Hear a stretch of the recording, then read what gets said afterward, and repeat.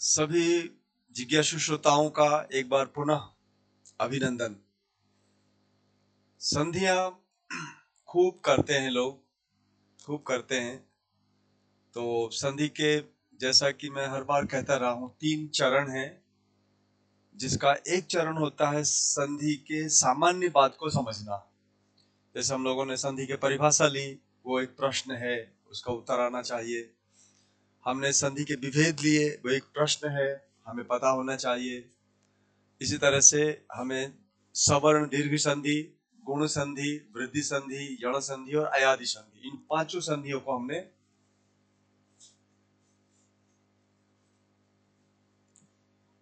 देखा था। अयादि संधि नहीं की थी शायद ना, अयादि बाकी है। तो 5 संधियां हैं, तो उन 5 संधियों में हम आज चर्चा करेंगे अयादि संधि की, और अयादि संधि के तुरंत बाद हम लेंगे क्लिष्ट संधियों को, हम लेंगे अपवाद संधियों को। इसके बाद आपकी जो संधि है, स्वर संधि, जिसे हम अच संधि कहते हैं, इसका पाठ पूरा हो जाएगा। और मैं कोई भी बात अपने पास नहीं रख रहा हूं, मैं स्वयं को अभिव्यक्त कर रहा हूं। आज मैं खड़ा हूं आपके समक्ष, संधि की पूर्ण चर्चा आपके समक्ष रखने जा रहा हूं। तो आप संधि देखेंगे, परीक्षक क्या करता है, कुछ तो सामान्य संधियां पूछता है वो, जो हमने इससे पहले चर्चा की है, और कुछ क्लिष्ट संधियां करता है जिसमें बच्चे लुढ़क जाते हैं, और कुछ अपवाद की बात भी पूछता है वो। जैसे इस बार कॉलेज लेक्चर की परीक्षा में, Rajasthan public service commission college lecture की परीक्षा में एक पूछा था, स्वैर शब्द पूछा था। तो मैं देखता हूं उनकी जो तत्परता है, उनका जो रिसर्च है, उस तरह से होता है कि बच्चा जो है अपवाद का उत्तर ही नहीं दे पाता है, क्योंकि हिंदी पढ़ने वाले को संस्कृत से ज्यादा रिश्ता है नहीं, और संस्कृत वालों का संबंध हिंदी से नहीं है। ये जो गैप है, इसका फायदा उठा के ऐसे प्रश्न बनाए जाते हैं, पूछे जाते हैं, और सबका आधार वही है। मैं बार बार कहता हूँ, 351 आर्टिकल जो है ना, वो संधि चाहे हिंदी को संस्कृत से वो आर्टिकल जोड़ता है। तो आइए आज के हम पाठ में हम इन चीजों को लेंगे।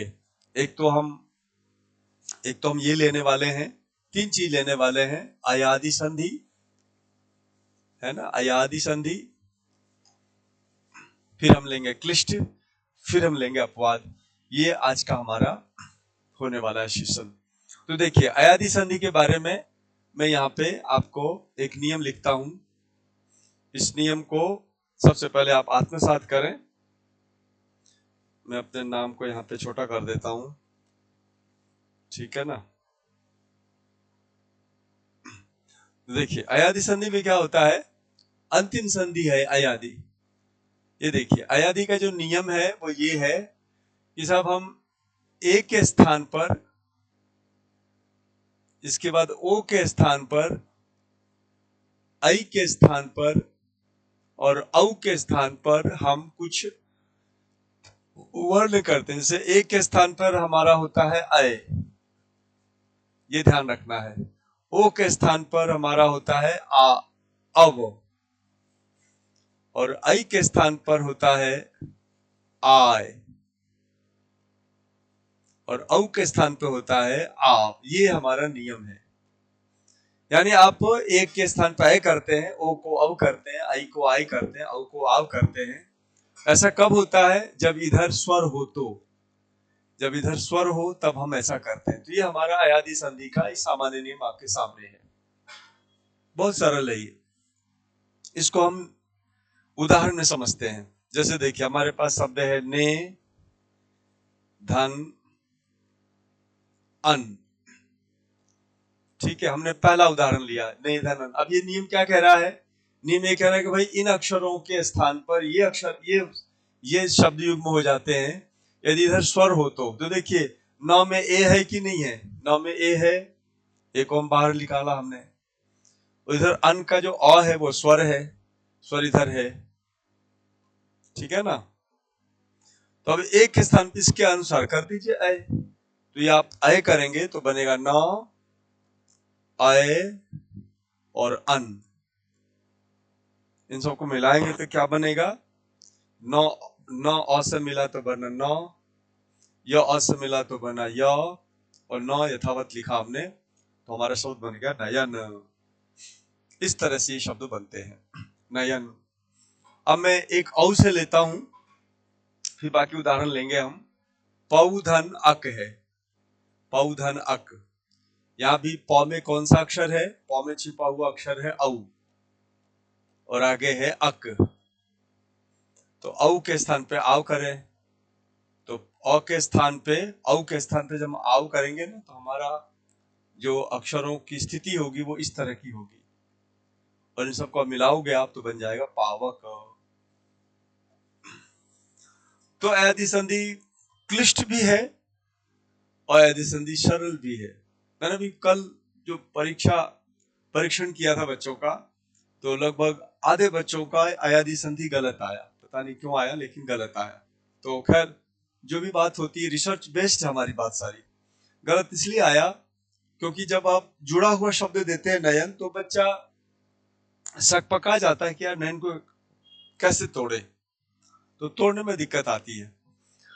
पावक दे दिया, वो उनको सोच ही नहीं पाते यार ये क्या करेंगे, कैसे करेंगे, हम कैसे तोड़ेंगे, वो सोच नहीं पाते पौधन अक होगा। क्योंकि ऐसी ऐसी स्थिति अन्य शब्दों में भी, अन्य संधियों में भी है। तो ये सब प्रैक्टिस से होता है, जब प्रैक्टिस करने लगते हो, और फिर एक सर्टेन पैटर्न है इसका तोड़ने का, अयादि संधि को तोड़ने का सर्टेन पैटर्न है। यदि उस पैटर्न को आपने फॉलो कर लिया तो अयादि संधि आपके हस्तगत हो जाएगी, है ना। तो अयादि संधि के बारे में सामान्य नियम यही है, सामान्य नियम यही है। इसको हम विस्तार से और इसके अपवादों को लेंगे, वहां और कुछ बातें बताएंगे आपको। अभी एक बार देखेंगे कि भाई इसका नियम क्या बना। ए ओ आई औ के स्थान पर आय अब आय आव हो जाता है यदि आगे दाईं ओर स्वर हो तो। ये हमने दो उदाहरण लिए हैं। अब हम अगले चरण पे चलते हैं। अगले में आप पाएंगे कि हमारा जो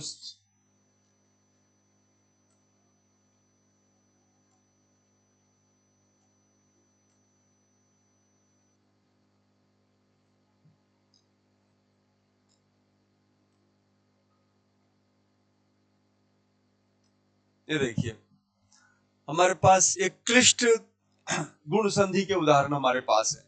इसको हम क्लिष्ट कह रहे हैं। क्लिष्ट इसलिए कह रहे हैं कि इसमें भ्रम की स्थिति है। उदाहरण के लिए मैं आपको ही देता हूं, ये देखिए राजन शब्द देता हूं मैं, आप बताइए।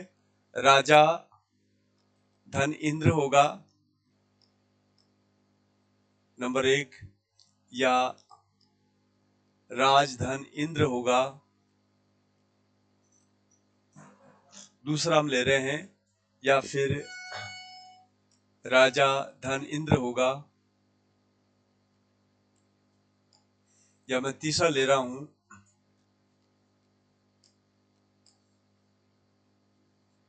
राजधन इंद्र होगा। तो ये एक विकल्प है, ये दो विकल्प है, ये तीन विकल्प है, ये चार विकल्प है। तो भ्रांति है कि नहीं बताओ आप, भ्रांति है कि नहीं। यदि ये लाख रुपए का सवाल हो तो क्या आप छूटते ही किसी एक को बता सकोगे क्या? क्योंकि स्थिति क्या है, हमारे जो नियम है गुण संधि का वो ये है, अ प्लस ई बराबर ए बनता है।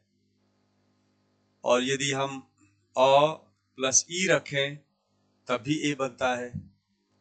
यदि आप आ धन ई रखें तभी ए बनता है। और यदि हम आ धन ई रखें तब भी ए बनता है। आप समझ रहे हो, एक नियम, दो नियम, तीन नियम और ये चार नियम। तो इस नियमानुसार तो सारे सही होने चाहिए। इस नियम के अनुसार, यही चार नियम है गुण संधि के, इसके अनुसार तो सारे सही होने चाहिए। तो लेकिन अब यहाँ पे आपको यही एडवांस बात मैं आपको बताने जा रहा हूं। देखिए, जब हम विच्छेद करते हैं तो दोनों शब्द मूल, मैं फिर से रिपीट कर रहा हूं, मूल और सार्थक होने चाहिए। मूल शब्द ज्यादा महत्वपूर्ण है, प्रातिपदिक होने चाहिए। संस्कृत में से प्रातिपदिक कहते हैं, और जो उधर वाला शब्द है उसको भी प्रातिपदिक होना चाहिए। मैंने क्या कहा, संधि विच्छेद में हमें मूल शब्द चाहिए। अब मूल शब्द तो हिंदी का शब्द है, ये मूल शब्द चाहिए हमें। इसका जो असली शब्द है, व्याकरण का शब्द है, वो है प्रातिपदिक। प्रातिपदिक होने चाहिए। तो मूल को व्याकरण की भाषा में प्रातिपदिक कहते हैं, तो प्रातिपदिक होना चाहिए। अब प्रातिपदिक क्या होता है भाई? तो प्रातिपदिक मूल शब्द होता है। चूंकि प्रातिपदिक मूल शब्द होने चाहिए, इसीलिए आपका जो विच्छेद है चारों, इनमें से ये गलत है, ये गलत है, ये गलत है, हाँ ये तो सही है, ये वाला सही है। राजा ने क्या, मैंने राजा शब्द, राजा, राजा इन्हा ई करना था मुझे यहाँ पे। तो देखिए ये जो शब्द है ना, ये आपका गलत हो गया, ये गलत है। तो सही कौन सा है? सही ये वाला है, राजधन इंद्र। अब कहोगे साहब ये ऐसे कैसे पता चलेगा? बस पता ऐसे ही चलेगा, पढ़ के पता चलेगा, है ना, पढ़ के पता चलेगा। मैं थोड़ा सा संकेत कर देता हूं। देखिए ये जो राज शब्द है ना, राज शब्द वास्तव में राजन शब्द इसका मूल शब्द है। राजन, नौ का लोप हो जाता है और राज से हम डीलिंग करते हैं, तो नौ का लोप होने के बाद राज बच जाता है, यही राज शब्द मूल शब्द है। जब कभी संधि विच्छेद करो आप, खबरदार आप इनमें से किसी को सही मत मानो, दो को छोड़ के आपको दो को ही शुद्ध बताना है। ऐसे इस कंसेप्ट पर बहुत सारी संधियां हैं, इसलिए हमने इसको क्लिष्ट कहा। क्लिष्ट का मतलब इसके पीछे कुछ संप्रत्यय है, इसके पीछे कुछ अवधारणा है। उस अवधारणा को जान जाएंगे तो आप जो गंदी किताबें हैं, जो अशुद्ध किताबें हैं, मेरे को आश्चर्य होता है लोग बाग जब हिंदी जानते नहीं है तो हिंदी पे लिखते क्यों है, मेरे समझ में नहीं आता। और लिखते इसलिए हैं कि जो अध्ययनशील जो लोग हैं, अध्येता है, वो जानते नहीं बेचारे। अब मैं सुबह बात कर रहा था, उदयपुर की एक लड़की है, वो पुस्तक लेके बैठ गई और कह रही थी सर ऐसा ऐसा ऐसा ऐसा। मैंने कहा भाई ये कौन सी किताब बोल रही हो आप, इसको हटाओ, ये कचरा किताब है, फेंक दो, दूर फेंक दो उसको। हम जो पढ़ा रहे हैं ऑनलाइन आपको वैसे ही पढ़ो आप। तो तब उसकी आत्मा को तसल्ली मिली। बाकी वो इतनी भ्रांतियों से ग्रस्त हो गई थी, बहुत टैलेंटेड लड़की है, लेकिन ऐसा हो रहा था। तो इसलिए मैं कहता हूं यदि आपको कोई भ्रांत करने वाला कोई अध्यापक मिल जाए, भ्रांत करने वाली कोई पुस्तक मिल जाए, तो आप गए काम से। इसलिए इस अंधकार भरी दुनिया में भाषा संस्थान बहुत बड़ा उजाला लेके आया है, केवल उसके लिए जिसमें थोड़ी समझ है।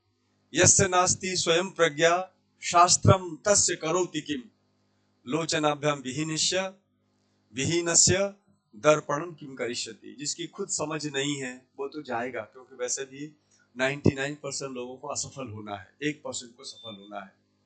तो मैं चाहूंगा कि आप 1% बने, हमसे जुड़े, एकदम तथ्यात्मक प्रामाणिक चर्चा, प्रामाणिक बात, बिंदी भर की गलती नहीं।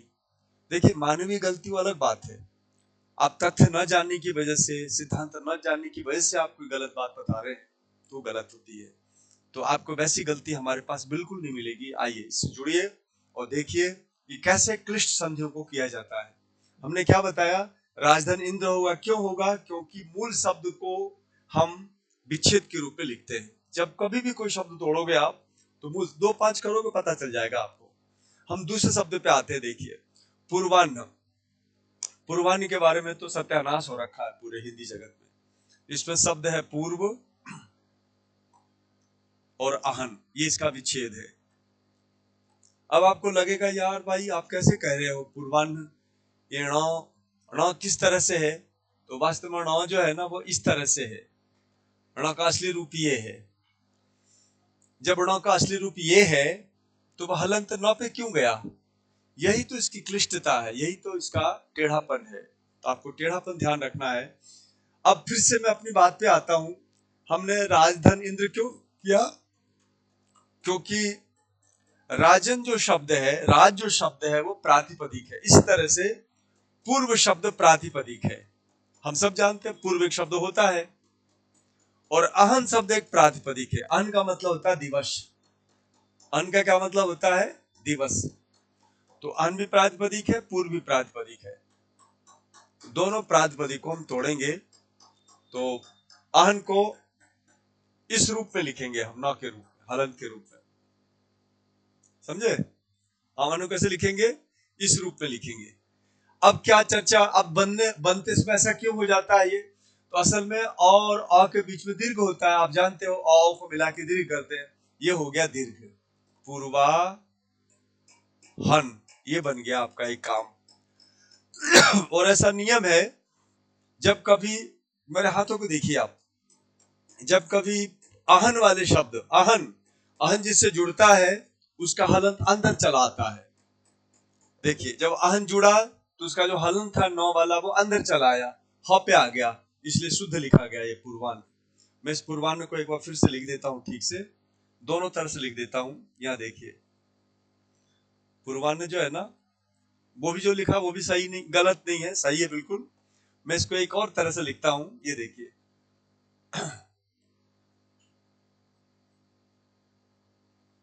ये भी लिखने का एक तरीका है। तो ये जो पूर्वान्न है, इसका विच्छेद ये किया। मैं आपको समझाना चाह रहा था कि कैसे ये शब्द लिखा जाता है, बोला जाता है, कैसे उसको देखना है। तो हमने पहले संधि कर दी, एक काम किया हमने। एक काम क्या किया? एक काम ये किया कि हमने दीर्घ किया दोनों के बीच में, नंबर 1।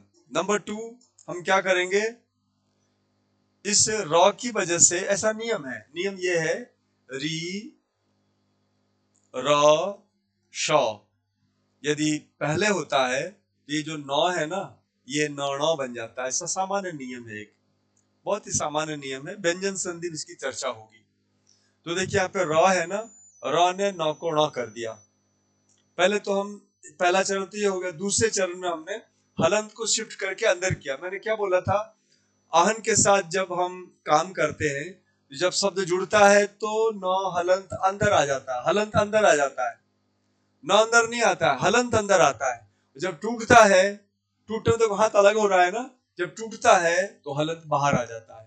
जब टूटा, जब टूटा तो हलंत बाहर आ गया, जब जुड़ेगा तो हलंत अंदर जाएगा। ये देखिए, अंदर डालिए इसको, ये अंदर आ गया हलंत, ठीक है। और जैसे ही अंदर आया, जैसे ही अंदर आया, फिर इस नियम से इस रॉ को नौ, इस रॉ ने नौ को नौ कर दिया, तो क्या बन गया? तीसरा चरण, तीसरे चरण बन गया पूर्वाह्न। ये बन गया आपका पूर्वाह्न। बताओ, इतनी सारी बातें हैं, लोग बाग यूं ही इसको निकाल देते हैं। और क्योंकि इसमें देखो 3-3 नियम लग रहे हैं। पहला नियम क्या है? दीर्घ संधि होना। दूसरा नियम क्या है?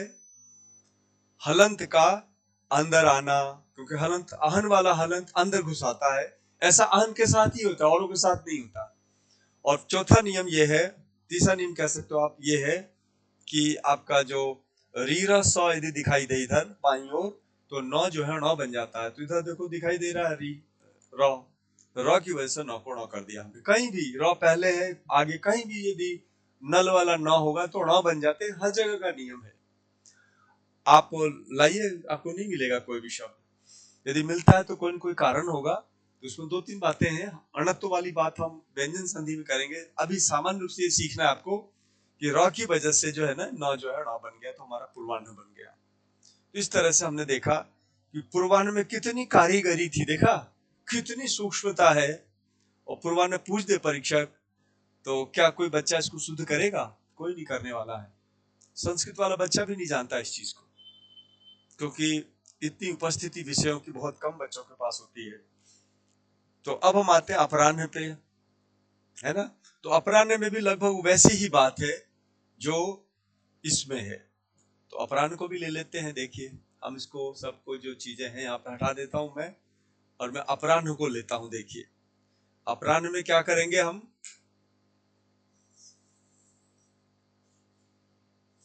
अपराह्न में हम क्या करेंगे? इसका विच्छेद करेंगे। अपर धन आहन, यहां भी वही सिद्धांत है, अपर धन आहन। क्यों किया हमने ऐसा? क्योंकि ऐसा नियम है। आहन वाला जो शब्द होगा वो जब टूटेगा तो हलंत बाहर जाएगा, अब जुड़ेगा तो हलंत अंदर आएगा। अब देखिए, इसमें रॉ है, रॉ नौ को नौ करेगा, ये ऐसे था। दूसरे चरण में ये अ और अ मिलके आ हो गया, तो क्या बना? अपराहन बना, अपराहन बना। और अगले चरण में हलंत अंदर घुस आया,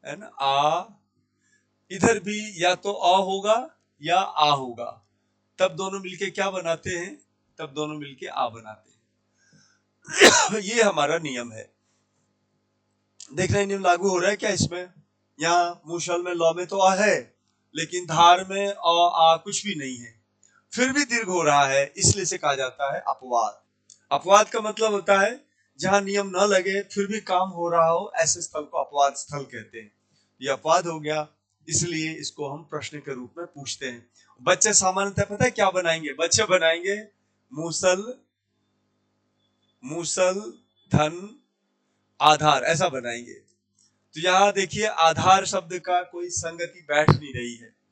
जब वर्षा होती है ना, तो वर्षा होने में जो मोटी मोटी धाराएं नीचे गिरती हैं, उस मोटी धारा को मूसल कहा गया। मूसल कैसे प्रहार करता है उखल के ऊपर, अनाज कूटने में काम आने वाला जो मूसल है, तो उस मूसल की तरह जब तीव्र धार वर्षे वर्षात में, उसे कहते हैं मूसलधार।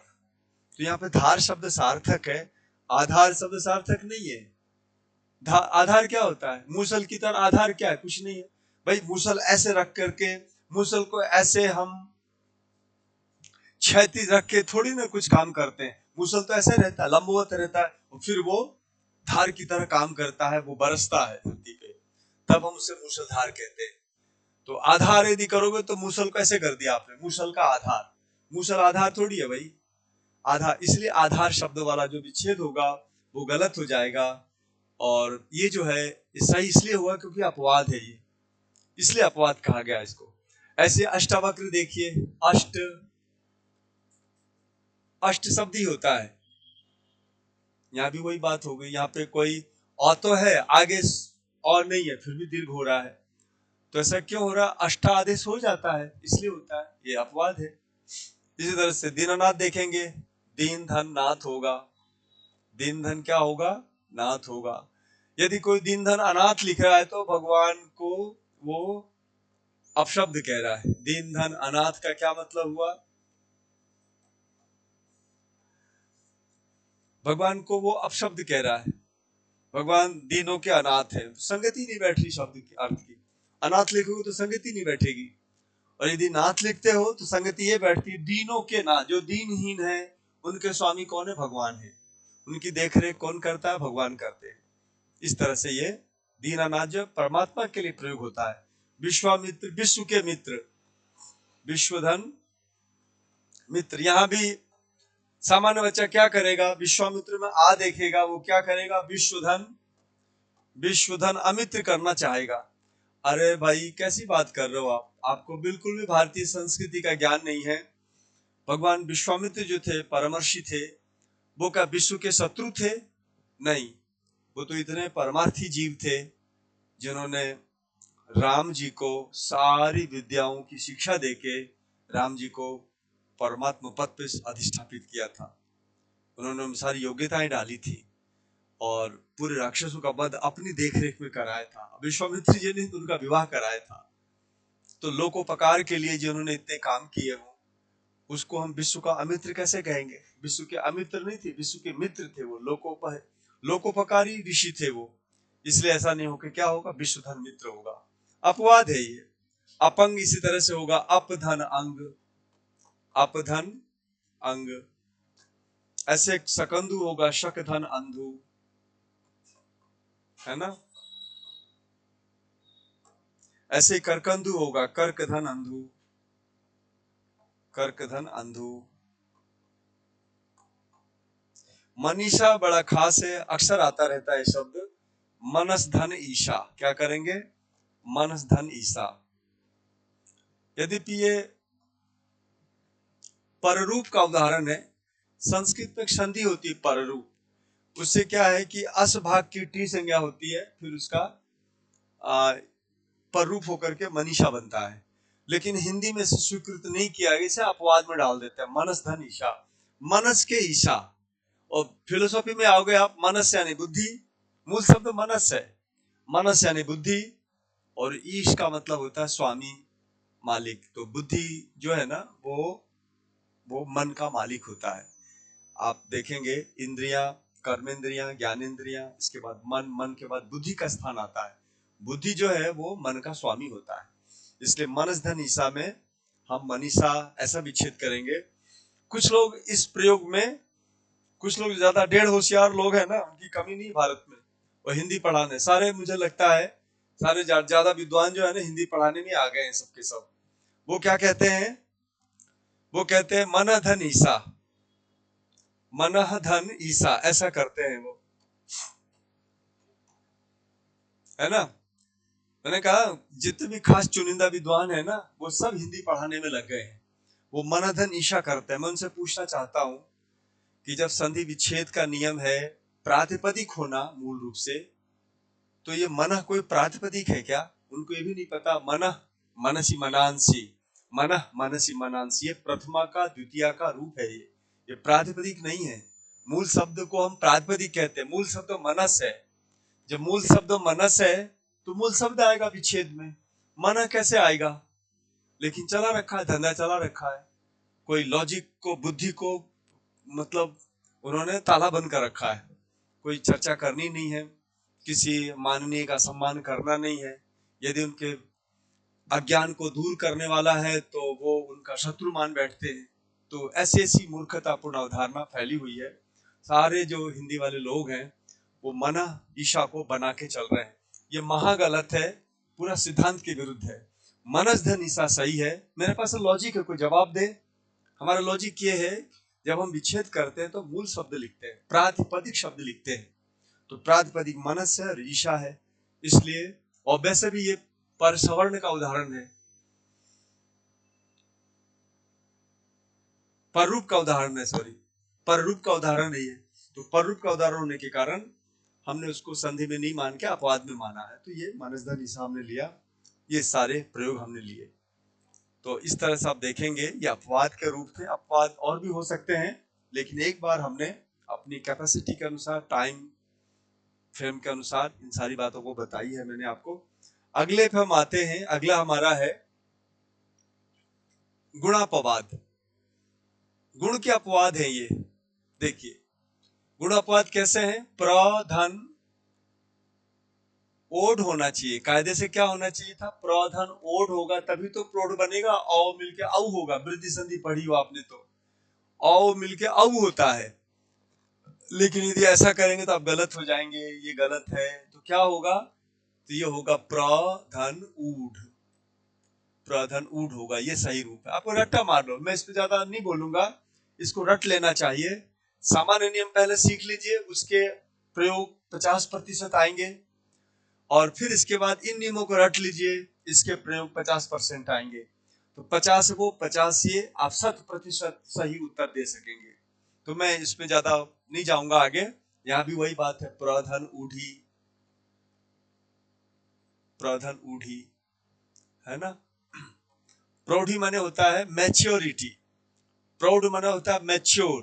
प्रौढ़ विशेषण शब्द है और प्रौढ़ी भाववाचक शब्द है। प्रौढ़ी यानी प्रौढ़ता, विद्वत्ता, समझदारी भरा जो भाव है वो प्रौढ़ी कहलाता है। स्वैर इस बार कॉलेज लेक्चर में आया था, स्वधन ईर होगा, है ना, स्वधन ईर होगा, अपवाद है ये। स्वधन ईरिणी होगा, है ना, स्वधन ईरिणी होगा ये। कमलार्ण में कंबल धन, कंबल धन ऋण होगा, ठीक है ना। और दशार्ण में दस धन ऋण होगा। प्रार्षति में प्रधन ऋक्षति होगा। अब देखो इसके लंबा चौड़ा शास्त्रार्थ है, हम नहीं जाएंगे शास्त्रार्थ में। रट्टा मार लो, लिखाओ एग्जाम में। इसमें रट्टा तो देखो मारना ही पड़ता है, एक लेवल पे आने के बाद रट्टा मारना ही पड़ेगा। तो रट्टा मारो, काम करो। अक्षधन उल्नी है, इसका होगा, है ना। इसको बता दूं, अक्षोणी को बार बार आता रहता है एग्जाम में ये, तो आप इसे याद रखो। ये देखिए अक्षोणी को मैं लूंगा, इसका विच्छेद होगा, ये देखिए अक्ष धन ऊहिनी, ऊहिनी, ऊहिनी, इसका हमने जितने भी गुण संधि के अपवाद थे उसकी हमने चर्चा की है। एक दो इधर उधर हो सकते हैं, बाकी अधिकतर यही परीक्षा में आते रहते हैं और हमारा काम हो जाता है। इसके बाद हम आते हैं वृद्धि के अपवादों में। वृद्धि का अपवाद भी बड़ा जोरदार है। ये देखिए, इसका जो विच्छेद है ना, वो है दंत धन ओष्ठ। क्या है? दंत धन ओष्ठ। दंत धन ओष्ठ है ये। अब होना ये चाहिए था अ और ओ मिलके औ होकर के दंतौष्ठ बनना चाहिए था। क्या बनना चाहिए था? दंतौष्ठ। तो संस्कृत में तो दंतोष्ठ भी एक रूप बनता है, लेकिन हिंदी में हम इस शब्द को मान्यता न देके इस शब्द को मान्यता देते, इसलिए हम इसको अपवाद का रूप लेके चल रहे हैं। अपवाद के रूप में दंतोष्ठ का दंत धन ओष्ठ बनता है, हमें ये याद रखना है और यही प्रयोग में लेना है ना। तो ये जो दंतोष्ठ है वो नहीं बनेगा, ओष्ठ वाला बनेगा। तो ये आपका ये याद रखिए। अधरोष्ठ में भी वही होगा, अधर धन ओष्ठ। वृद्धि होनी चाहिए थी, वृद्धि नहीं हो रही है, अधरोष्ठ बनेगा। बिंबोष्ठ में बिंब धन ओष्ठ, बिंब धन ओष्ठ। रक्तोष्ठ में रक्त धन ओष्ठ। वृद्धि संधि के जो अपवाद थे ना, वो सारे अपवाद आपके सामने आ गए। शुद्ध ओदन, शुद्ध धन ओदन, शुद्ध धन ओदन, ये अपवाद आपके सारे के सारे अपवाद हमने आपके सामने रख दिए हैं। दंत्योष्ठ भी हो सकता है, तो ये हम लिखेंगे दंत्य धन ओष्ठ्य। आप इसे याद कर लीजिए, आपका काम हो गया।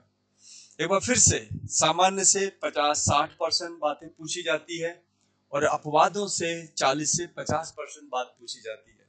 जिनके पास दोनों तैयार है वो संधि में पूरे नंबर लाता है। जिन्होंने केवल सामान्य नियम सीखा हुआ है तो 50 नंबर लाके ही उनको रुक जाना पड़ता है, और जो 50 लाता है वो कभी भी सफल नहीं हो पाता है, क्योंकि सफल होने के लिए हमें 80 to 90% तक जाना होगा।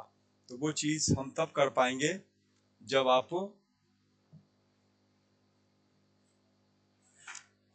अपवादों को भी जानेंगे। अगला देखिए, अगला है अयादि के अपवाद। अब आप जानते हो हमारा नियम क्या है अयादि का। देखिए, हमारा नियम ये है अयादि का, एक के स्थान पर, आई के स्थान पर, ओ के स्थान पर और औ के ही स्थान पर हमारे आदेश होते हैं। एक होता है अय आदेश, एक होता है आय आदेश। ठीक है, एक होता है अव आदेश और एक होता है आव आदेश। ये कब होता है? जब इधर स्वर हो तो। ये हमारा नियम है, ये हमारा सामान्य नियम है इसका। अब देखिए, गोधन, जैसे देखिए भोधन अन है तो यहां तो नीम लगेगा। और देखिए दई धन अक है, यह नियम लगेगा, क्योंकि आई है, दम भौ में ओ है, ओ को अव करेंगे। देखिए भौ में जो ओ है ना उसको हमने कर दिया अब कर दिया और अन से जोड़ दिया, तो क्या बना? ये बन गया भवन। क्या बना? भवन, ये बन गया। ऐसे ही दई धन अक है, ये आपका नीम लग गया आय वाला, ये आय वाला नीम लग गया। आई के स्थान पे आय हुआ तो क्या बना? द आय अक, मिला दिया तो क्या बन गया? दायक। है ना। इसी तरह से आप देखेंगे इसका विच्छेद है गोधन य। ये अपवाद क्यों? पहले इसको देखो आप। अपवाद इसलिए है ये क्योंकि हमारा नियम ये कहता है कि इधर स्वर होना चाहिए। ओ को अब तब करते हैं, ओ को अब तब करते हैं जब स्वर उस तरफ हो। तो देखिए यहाँ पे स्वर कहाँ है? ये तो य आ गया, यह है, फिर भी जो है अवादेश हो रहा है। देखिए ग में ओ है, ओ के बाद य है, इस ओ को अब हो गया तो क्या बना? ग अब य। अरे भाई आपने अब कैसे कर दिया? क्योंकि आगे स्वर तो है ही नहीं। वही मेरा कहना था, ये अपवाद है इसलिए स्वर की अपेक्षा नहीं रखता ये। इसे स्वर नहीं चाहिए तो करेगा काम। और ऐसे कितने स्थल है? यही 5-7-10 स्थल है जहां पे अयादि संधि हो जाती है और इस स्थल को हम अपवाद के रूप में जानते हैं। तो देखिए बन गया, दोनों को मिलाएंगे तो क्या बन जाएगा? ये बन जाएगा गव्य। तो ऐसे समझना है। गव्युति में भी वही बात है, गोधन, गोधन युति, ढाई को उसको गव्युति कहते हैं। गवाग्र इसका होगा गोधन अग्र, विच्छेद देखो आप, गोधन अग्र। गवाक्षु कहते हैं गोधन अक्षी, गोधन अक्षी। गवेंद्र को बोलेंगे गोधन इंद्र।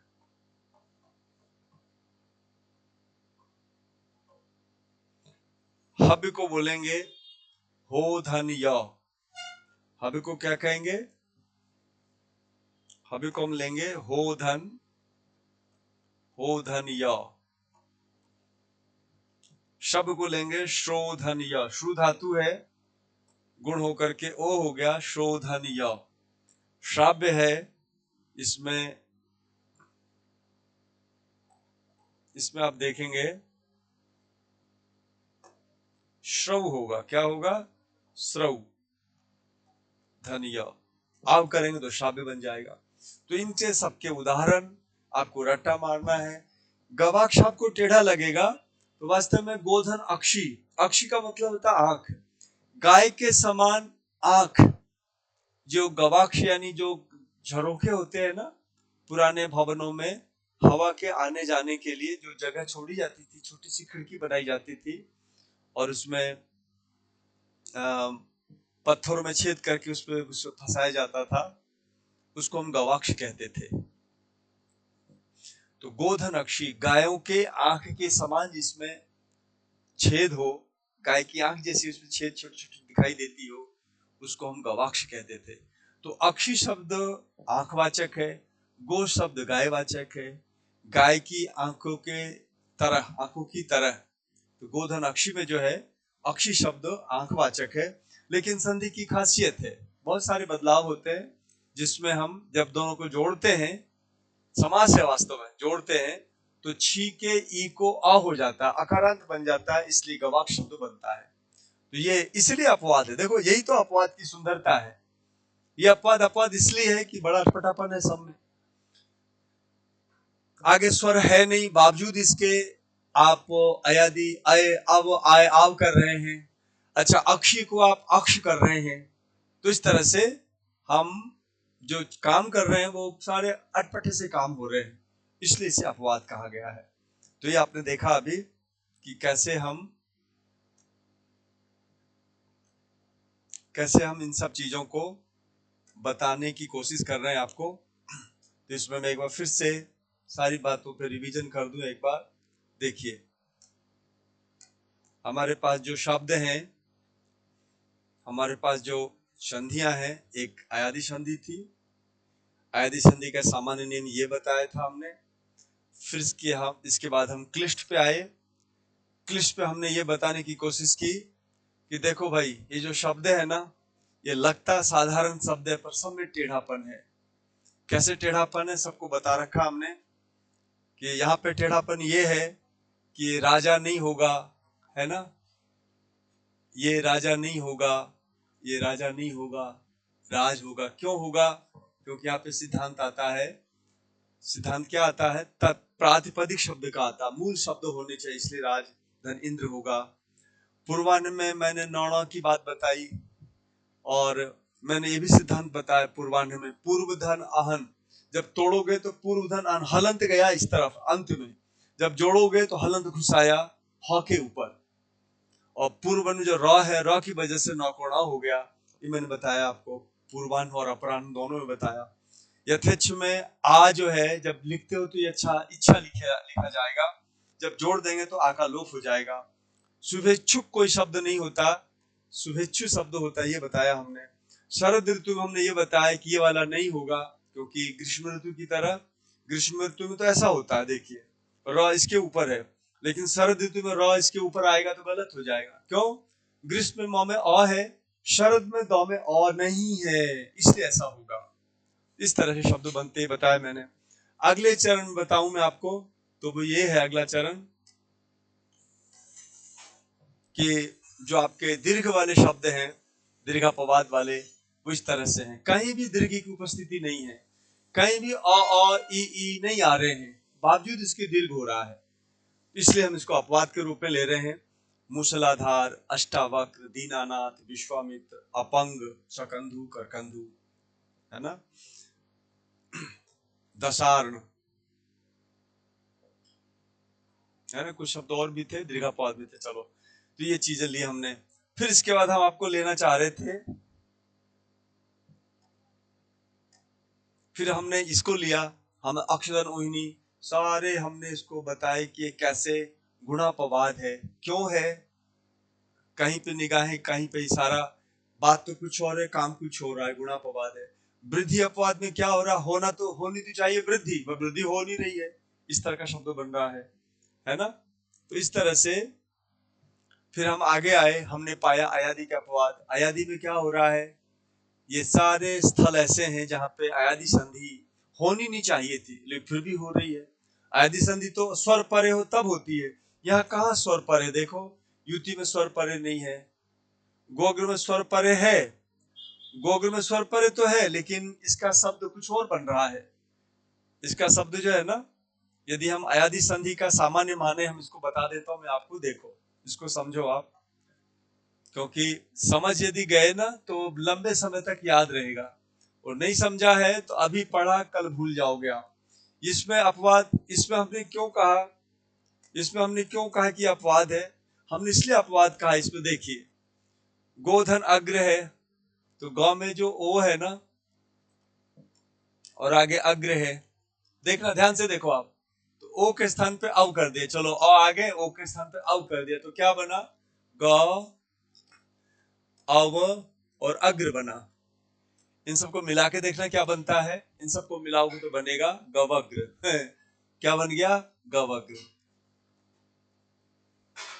तो गवग्र शब्द है क्या, देखना, गवग्र तो नहीं, गवाग्र है, इसलिए हमने इसको अपवाद कहा।